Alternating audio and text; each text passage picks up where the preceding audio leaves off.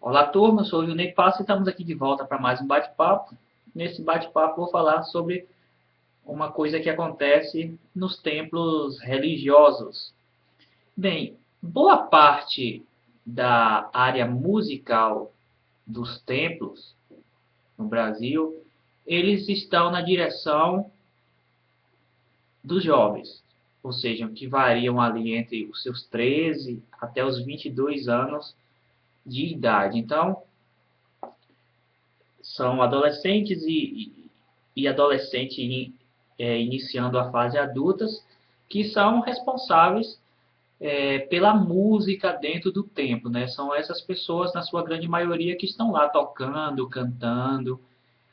E há igrejas que tem gente mais velhos e tudo, mas estou falando assim, na grande maioria são pessoas nessa faixa de idade.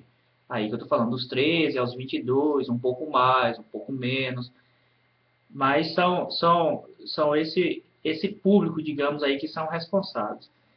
E, e na sua grande maioria, as igrejas não valorizam de certa forma e não cuidam de forma bacana esse jovem e esse adolescente que está aí dentro do templo executando uma tarefa de músico, né? De uma certa forma, ele exerce a função de músico. Ele é um obreiro ali dentro daquele templo durante o período que se inicia o culto e que termina, é ele aí. Então, boa parte dos templos não valorizam, tratam esses jovens de qualquer forma. Às vezes, quando o culto não funciona da forma que o pastor gostaria que acontecesse, ele culpa, às vezes, o guitarrista, o baixista, o baterista, o cantor e coisa e tal.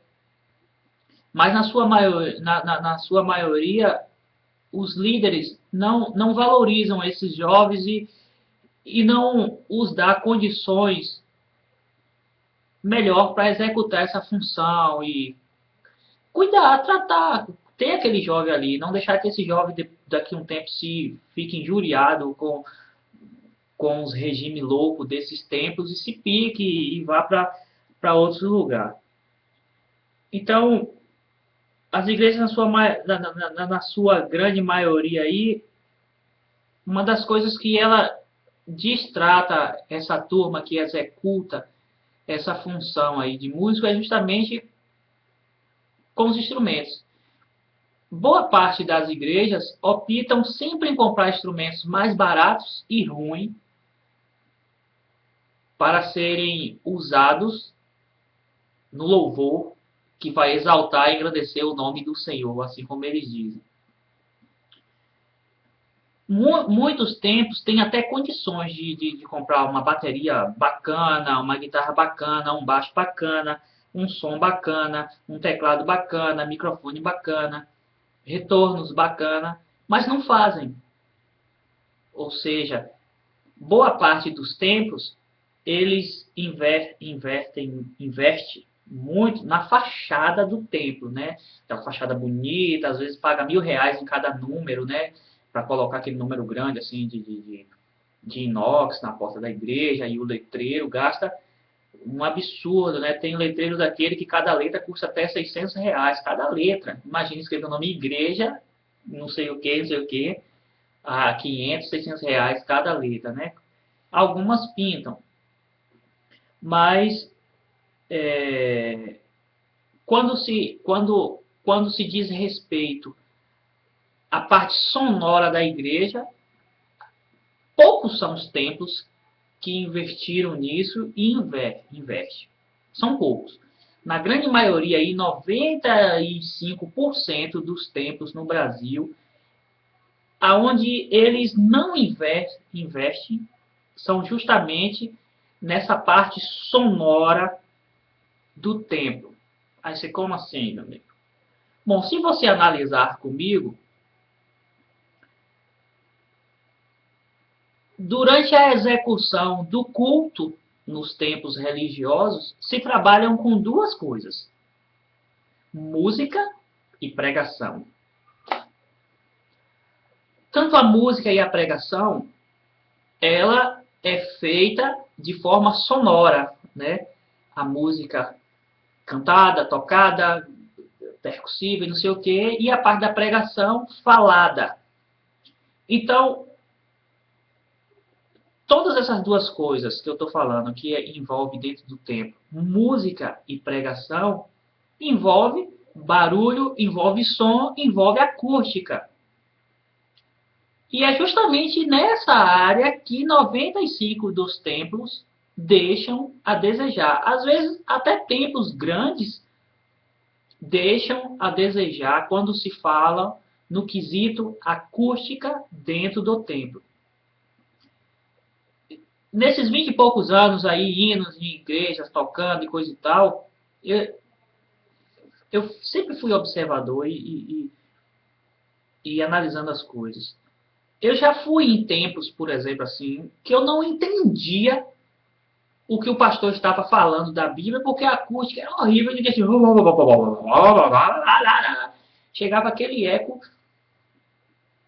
horroroso dentro do espaço, que eu ficava assim, ele falou o quê? Ele falou o quê? Sabe? Então, para vocês que são músicos e tocam no templo, eu vou dar uma dica aqui para vocês. Seguinte, eu faço isso sempre que vou. Infelizmente, eu tenho aluno, tenho amigos que são pastores e coisa e tal. Junei, vem a nossa igreja dar uma força a gente. Eu acabo indo dando uma força a eles de boa, tocando, alguma coisa assim. Então, sempre eu faço isso. Quanto pior for a acústica do salão, do galpão, que foi transformado em templo, for, evite volume de som alto. Quanto maior o volume de som dentro desses lugares com essas acústicas horríveis, pior é para se entender. Eu já toquei em tempos que o amp estava mais ou menos assim, essa distância aqui está minha mão aqui, ó, do meu ouvido, quase eu não entendia o que estava ali. Às vezes era coberto de zinco, o som ficava meio, sabe, som de lata, aquela coisa assim horrível dentro do templo, ficava assim, nossa, os graves não funcionam direito, sabe? Aí você tem que deixar tudo mais baixo, tem que tocar a bateria um pouco mais baixo, às vezes baixo de uma forma que o tambor nem consiga reproduzir acusticamente o projeto no qual ele foi construído. Tem que ser mais baixinho ali para poder se entender o que se está fazendo, porque a acústica é horrível. Na maioria das igrejas, muitos templos foram assim. Eram casas que foram transformadas em igrejas e foi quebrando a sala, o quarto, não sei o quê, e virou uma igreja. Outros alugaram um galpão, que era um supermercado, uma mercearia, um bar, um brega, uma coisa assim, e foi transformado em templo. Mas não se preocuparam com o fator acústico daquele espaço, para favorecer tanto a música como a parte pregada, porque são duas coisas que tem dentro do templo, é isso, é a música e a pregação. As pessoas são atraídas para dentro do templo pela música, não é pela pregação. Isso aí está mais provado do que nunca, não é a pregação que chama a pessoa, é a música, a pessoa é atraída na música. É comum as pessoas dizerem assim, poxa, velho, na minha igreja o louvor é ruim, eu fui numa igreja, velho, que o louvor é bom, é bonito, eu vou mudar de igreja, e ele sai daquele tempo, se pica, vai congregar em outro tempo, porque ele acha que a música lá é melhor. Então, a música atrai muitas pessoas. Às vezes a pessoa vai passando na porta de um templo, ele não é nem religioso, ele vai passando, mas vê uma música bonita, bem tocada, ele para e fica ali curtindo, lá no fundo da igreja, a música, a execução ali, coisa e tal. E às vezes ali uma pessoa que fica na porta ali, o obreiro, como é que chama, às vezes convida, entra rapaz, e coisa e tal. Às vezes a pessoa não estava afim de entrar, mas durante o período da música ali, ele gostou, estava agradável ali aos ouvidos, e falou, pô, tá massa, coisa e tal. Aí ele resolve entrar. E aí, consequentemente, depois que termina a parte musical, aí vem a parte da pregação e ele acaba ficando lá e ouvindo a pregação, e às vezes, se ele gostar da pregação e entender a mensagem de Jesus Cristo, ele acaba, como diz os cristãos aí, aceitando Jesus como um Salvador naquela noite e se tornando mais uma igreja de Cristo. Então, a música atrai as pessoas. Então, as igrejas deviam se preocupar em dar condições a esses jovens de trabalhar com essa música um pouco melhor do que vem trabalhando. Né? Tudo bem, a igreja não tem condições, comprou uma guitarra de R$ 300, mas ela começou a ir galgando, ela tem que ir melhorando, porque você que me assiste, analise comigo. São duas coisas que existem dentro do templo. É a música e a pregação. Não estou nem falando aqui a parte de adoração, não sei o que, estou falando disso não. Estou falando da parte de execução do culto. É música e pregação. Todos esses dois elementos dependem da acústica, depende de equipamentos para ser reproduzido em alto bom som, digamos assim, aquilo que se quer fazer no culto. E boa parte dos templos deixam a desejar nisso. Por exemplo, o cara compra uma bateria, e aí eu já fui assim em tempos e chegar assim, pô, pastor, essa pedra dessa bateria aqui já tá precisando trocar, já ressecou. Não, irmão, tá novinha, tem pouco tempo de uso. Mas tem quanto tempo vocês comprou? Não, tem uns 4 anos que a gente comprou a bateria e veio com essa pedra aí, tá direitinho. Mas, pô, 4 anos. Ou seja, já fui de igrejas que as cordas do violão tinham mais de 2 anos e eram as cordas que veio no violão. Sabe lá quanto tempo esse violão foi fabricado, ficou na loja, exposto e um monte de gente pegou nessas cordas, oxidou e aí a igreja comprou esse violão, sei lá, e já tinha mais de 1 ano já de uso dessas cordas e eles ainda acham que estão novinhas. Então, olha quanta coisa funciona. Já que depois da música, a outra parte importante, né? Não estou falando aqui da presença de Deus, disso não. Estou falando da parte de execução do culto. Não estou falando da adoração, essas ondas, nem oração, isso não, nem presença de Deus. Esquece isso. E isso não depende de som. Ou seja, a parte da pregação é onde ele vai ensinar ou vai contar a história de um personagem bíblico. Ele precisa de um microfone com uma cápsula boa que reproduza a sua voz com qualidade e passe pelo equipamento e vá para o alto-falante e aquilo é reproduzido e mandado, né, para os ouvidos das pessoas de forma limpa e clara. E às vezes as igrejas compram um microfone ruim, uma mesa ruim, equalizador ruim, um reverb ruim, caixas acústicas ruins, caixas que eram projetadas há 20 anos atrás, estão dentro das igrejas. Né? Aí, caixão, né? Às vezes os pastores são atraídos pelo tamanho. Né? O cara tinha um PA de som antigo e queria se desfazer das caixas para comprar uma mais moderna, mas não queria perder dinheiro. Então, aonde desovar isso? Nos templos. Ó, pastor, tem esse somzão aqui, ó, e liga o microfone. Alô, alô, som também, pastor? Eu lhe vendo aí por R$ 2.000, o senhor me paga aí 50 por mês. Aí o pastor cai para dentro, né? Aquele tamanhozão de som, os irmãos ficam impressionados com o tamanhozão de som. E aí, quando liga, o som é uma bosta dentro do espaço, porque não tem uma acústica boa, e aí quem é que sobra depois com isso? São os músicos. Ah, os músicos é ruim, uma barulheira. Ah, esse baterista é barulhento demais. Tudo bem, eu sei que tem bateristas que são barulhentos, mas tem acústicas de igrejas que tornam qualquer baterista top de linha em um baterista barulhento. E aí fica aquilo, porque o som tem tamanho, o som é muito grande, é um projeto, às vezes, para jogar muito longe. Aí tem problema com o vizinho, o som dentro da igreja está baixo, mas o vizinho reclama que o som chega na casa dele muito alto, ele não consegue assistir a televisão ou dormir, e a igreja não entende porque o projeto de som é feito para jogar longe. Então, quanto mais longe estiver o vizinho da igreja, mais alto ele vai ouvir o som e aquela coisa toda, e a igreja precisa se preocupar com isso, da qualidade na execução da música a esses jovens, a essas pessoas, e da qualidade também na parte de execução da pregação, da fala, aonde vai ser contado a história de um personagem bíblico, aonde vai ser ensinado a respeito de Jesus. Isso precisa ser qualidade, para que tanto o idoso até o adolescente entenda claramente o que é que está sendo falado dentro do templo. E muitas vezes, acusticamente, o som ruim, o microfone ruim e coisa e tal, você não entende o que é que se fala. Recente, eu fui com o Stephanie e os meninos, a gente foi tocar aí na verdade, o evento era assim, aqui se comemorava no dia 13 de junho, o padroeiro de Jiquié, que é Santo Antônio. Então, esta igreja, nesse mesmo dia 13, ela queria declarar que Santo Antônio não era o padroeiro de Jiquié. Quem é o padroeiro de Jiquié seria Jesus Cristo. E foi um culto de celebração, né, onde estariam celebrando Jesus como padroeiro de Jiquié. Eu só descobri isso quando estava lá, né? Eu falei, sim, esse evento hoje aqui é o quê? Ah, isso. Eu falei, vixe, já é para afrontar os católicos. Mas vamos seguir em frente disso aí.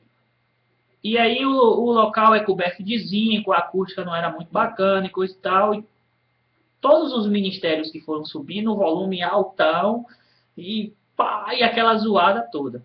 Como eu levei os retornos, levei o retorno de guitarra, levei o retorno de baixo, o retorno de teclado, aí eu falei para os meninos, quando for na hora da gente, vamos desligar o som da frente, vamos usar só os retornos um pouco mais baixo e a gente vai conseguir tocar mais claro, assim, as pessoas vão entender melhor o que a gente está tocando. E assim, quando foi dado a nossa oportunidade, assim nós fizemos mais baixos e executamos ali a parte da música e depois passou para outro ministério. Aí quando nós descemos, assim, enquanto outro ministério arrumava seus equipamentos, aí algumas pessoas falaram assim, poxa, por que na vez de vocês o som ficou bom? Eu falei assim, não, porque a gente usou os retornos, a gente abaixou um pouco mais devido à acústica daqui. Uns entenderam, outros não, achou que estava sem entender por quê. E no final o pastor falou assim, pô, na vez de vocês o som ficou bom, o que foi que vocês fizeram? Eu falei, não, é porque a gente tocou um pouco mais baixo devido à acústica, que a igreja é coberta de zinco. Aí se a gente botar o som muito, muito alto, o grave não bate grave, coisa e tal. E essas coisas. Então são dicas assim que vocês podem estar fazendo e levando essas coisas até o pastor de vocês, para que eles, de uma certa forma, trate um pouco a acústica da igreja, de repente forrar de gesso, esse galpão seja uma boa opção, sabe? Às vezes tirar a bateria acústica e botar uma eletrônica para diminuir mais um pouco o volume do som, para que não embole. De repente tem tempos que os retornos assim individuais funcionem bem, mas tem tempo que às vezes você tem que optar por fone para acusticamente ficar mais audível e você conseguir executar melhor, não ter aquela insatisfação durante o culto. Porque eu penso assim, se reúne um grupo de pessoas para cultuar e durante a execução do culto gera insatisfação de alguns, então ali não está tendo uma comunhão. Porque algumas pessoas não estão legais, assim, pode ser os músicos que não estão satisfeitos, pô, tá chato isso aqui, tá embolado, não sei o que. A comunhão, ela dentro do templo, ela acontece quando todos estão de comum acordo com aquela situação, onde aquela situação está agradando geral. Aí sim, houve uma comunhão entre os irmãos, entre todos durante aquele culto, e todos nessa comunhão se ligaram em adorar e agradecer o nome de Deus. Então, minha opinião é essa. As igrejas, os templos deixam muito a desejar no quesito acústica e no quesito execução, tanto da pregação como da parte musical, aonde os equipamentos não são bacanas. De repente você é de uma igreja mais simples, mas a igreja ela pode promover festivais, cachorro-quente, sorvete, convidar outros ministérios, outras igrejas para ali fazer uma noite de música, uma tarde de música e arrecadar fundos para ir melhorando essas coisas. Afinal, a função da igreja é justamente essa, é a quebrantar os corações das pessoas com a música para que elas entendam a mensagem de Jesus. Mas tudo isso envolve o fator acústica dentro do templo. E é preciso, hoje em dia, que os templos se atentem para isso, para que as pessoas se sintam bem dentro do templo ali, né? Para mim é uma coisa horrível quando eu sou convidado para ir num templo, ou tocar, ou ir lá assistir a pregação, que às vezes o pessoal, vem um pregador lá da casa do chapéu, e este cara tem uma unção diferente, sabe? Essa unção ele trouxe de Marte, essa unção ele ganhou lá de Mercúrio e de Vênus, e ele trouxe aqui para Jiquié, e é uma unção, vamos irmão, vamos, abusa, é para me livrar do cara.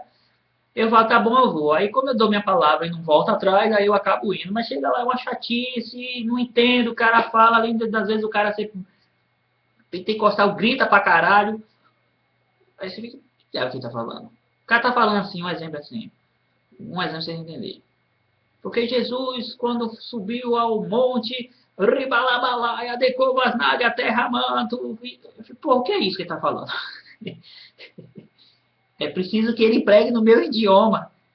Então, quando Jesus foi no Monte das Oliveiras e ele quer falar o ribalabalaia dele lá, xeleba, caia, não sei o que, colvasnágia, terra, como é que o pastor Arnaldo fala? Nébias, né? Nébias. Pronto, ele acabou de falar esse idioma louco aí, continua novamente onde ele parou. Quando Jesus foi no Monte das Oliveiras, ele fez isso, ele fez isso. Não, o cara vai falando na língua nativa da onde ele está ali na igreja pregando, aí ele fala nessa língua doida que ele diz ser língua dos anjos, que não tem cabimento ser língua dos anjos, me desculpe. E lá entra no meio, porra, eu não entendi. Eu preciso que fale a pregação no meu idioma. E se ele vai falar nessa língua doida, terra, cheio, chacai, meu pau, sabe? É preciso, tem que traduzir isso para saber o que é. Então, às vezes isso é muito chato. Eu vi que na Bíblia é o seguinte, uma coisa assim, o apóstolo Paulo falando assim, ensinando a uma igreja lá, é o seguinte, olha, se vocês falam em língua, e é o Espírito intercedendo entre você e Deus, fale baixo, só para você, não faça barulho, fique na sua, é só seu. Agora, se for Deus falando na igreja, através da língua dos anjos, Deus quer dar uma mensagem ali, que um fale e o outro interprete, para que não haja confusão. E hoje em dia, nos tempos, o mesmo que fala, o mesmo traduz, né? Então, fica difícil isso. Já pensou? Um cara mal intencionado chega no templo, assim diz o Senhor. E a tua mulher gostosa é minha. E você tem que me dar o cu também. E também a chave do teu carro também, seu otário. E vai tomar no cu. Sabe? O cara mal intencionado pode muito bem, sabe, falar uma coisa louca dessa, ele mesmo traduz e ele inventa o que ele quer. Então, o apóstolo Paulo deu essa dica. Quando for Deus falar na igreja, sabe, que não haja confusão, que um fale e o outro interprete, para que não haja confusão. Quando um cara vem desse negócio de assim, Senhor, ele mesmo, eu já pulo fora dele. Por mais que a profecia que ele esteja falando lá seja até beneficiado para mim. Um exemplo assim, você aí, jovem, que está com a foto de você na sua camisa aqui. Assim diz o Senhor. Tu vai ser um guitarrista mundialmente famoso. Ele pode até falar isso, mas só o fato dele estar falando e traduzindo, eu já fico desconfiado dele. Assim, opa, tem que se tomar cuidado com essa onda aí. Eu acredito nessas coisas pentecostais aí, acredito, mas dentro de uma lógica, dentro de uma coisa lógica.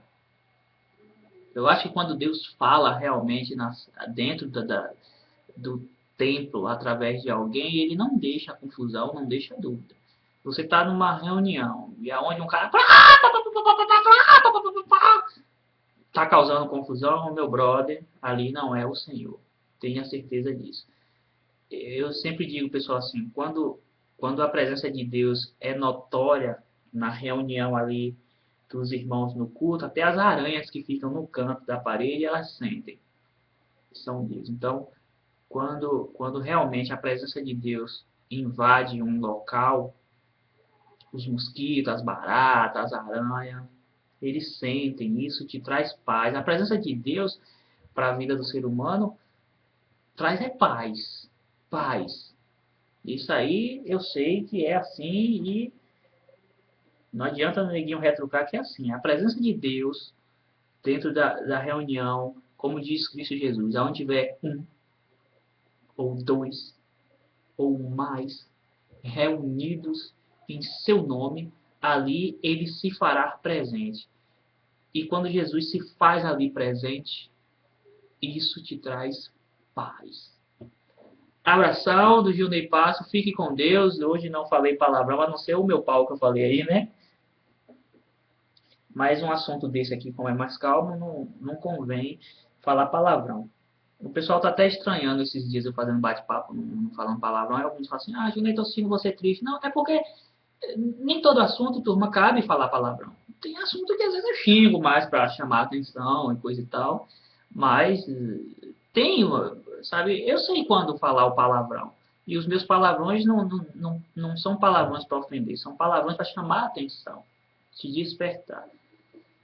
Eu não gosto de usar palavrão de forma ofensiva. Às vezes, diretamente, falo assim, eu quero que você vai tomar no meio do seu cu. Aí já é outra história, aí eu estou mandando alguém específico. Mas os meus palavrões nunca foram de cunho ofender ninguém, mas sim chamar a atenção. Então é isso aí, fique com Deus, abraço, fui.